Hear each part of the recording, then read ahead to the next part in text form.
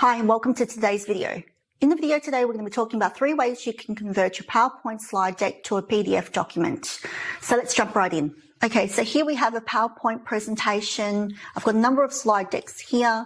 Before sending it out to the team, I want to be able to convert this into a PDF document.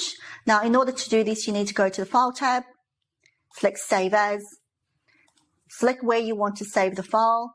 I want to save the file onto my desktop, rename the file.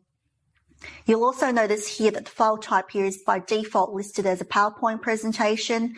To save the file as a PDF document, all you need to do is click on the button, select PDF, and hit save. And there you have it. And that's the first way you can convert your PowerPoint slide to a PDF document. So the second way you can convert your PowerPoint slide to a PDF document is through the Adobe Acrobat online platform. So you just need to search for that on the web. So here I'll just search for Adobe Acrobat Online. Select the first one here, PDF Online. This will bring you up to the main page. If you don't have an account, you can register for a free account. Here, I'll just continue with my Google account. Once you've signed in, you just need to go to Convert, locate PPT to PDF.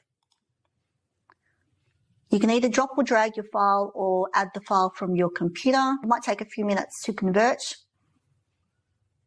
And here you can see it's now converted my PowerPoint slide to a PDF document. The third way to convert your file from a PowerPoint presentation to a PDF document is using a third-party converter, such as I Love PDF.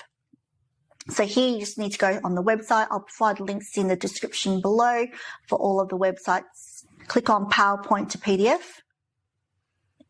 Select or drop and drag your file here.